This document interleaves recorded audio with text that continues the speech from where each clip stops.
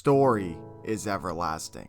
Almost everyone loves a great story, whether it's through film, TV, comics, games, novels, music, etc. It is amazing how long they have been around for, how long they've shown, guided, and shaped beliefs. And that, my friends, is what makes great stories. What do I mean by that? Let me explain. You as a person hold beliefs, correct? And these beliefs literally dictate your life. Every choice you make or don't. Your characters must go through the same goddamn thing. Characters and their beliefs, in my opinion, are what make great stories. It's not the external plot, structure, dialogue style, or even their internal conflict, really, that makes iconic stories. Although, that is an important part of it, and it does add to the story, and it is good flavor. I like it a lot, so do that too.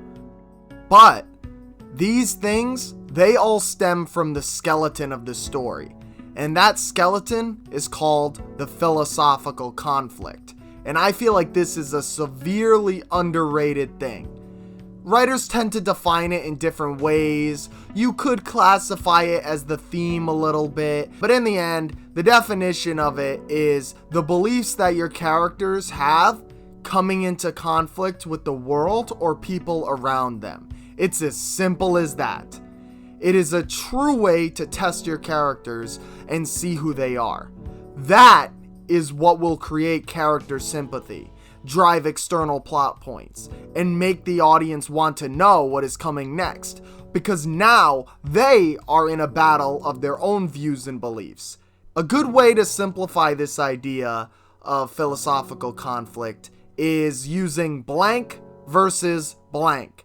So let me show you some examples from different genres and mediums so you get this idea. For John Carpenter's Halloween, we have the philosophical conflict of adolescence versus adulthood.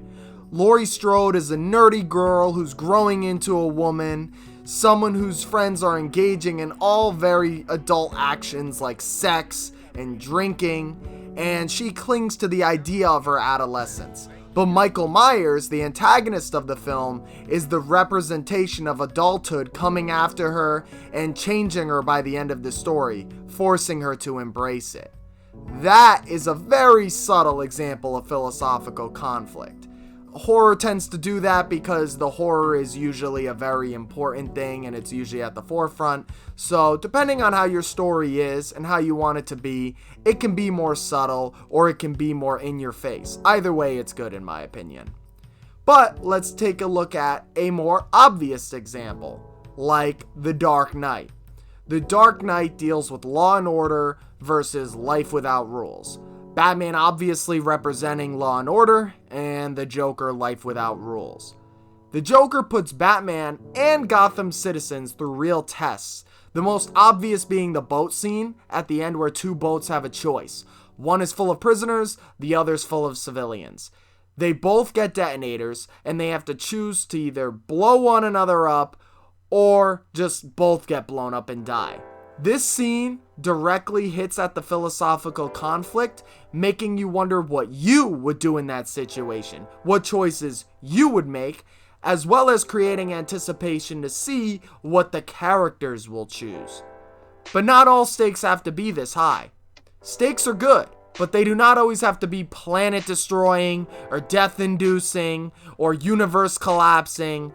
I feel like that's been done a lot because people are obsessed with the idea of stakes. No, they can be something as simple as the belief of true love versus temporary love, as seen in 500 Days of Summer, or it can be as large as the idea of good versus evil in the Bible. When your characters are tested through these beliefs, we learn that the world is not as gray as we think, and if we put ourselves in the shoes of the characters, then as storytellers, we have truly achieved immersion for the audience. In comic books, we can take a look at The Walking Dead, where Rick Grimes is constantly forced in the conflict of family versus others. He always assesses whether risking the lives of his family is worth taking a stranger in, and, what resources they could provide, or whether he should kill certain people for his family's safety. That's always a philosophical conflict in The Walking Dead.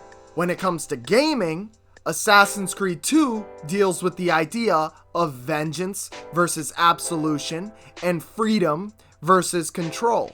These are all a few of many instances. Most great stories have a solid philosophical conflict, some more subtle than others. In the end, whether you are rewriting a story or you are about to work on a story, you need to build a strong-ass philosophical conflict before anything. You need to build that skeleton till it is impenetrable. Then, everything else will grow with it. This is just my opinion, but it is something I noticed that has helped me get my stories off the ground and destroy writer's block. If you would like to see more videos like this, then subscribe. If you would like to see some of my stories, then click the link below to join our mailing list. At New Take, we make films, comics, and games, and we want to help other creators do the same. Which wraps up this video. My name is Damian DuPont, and I'll see you guys in the next one.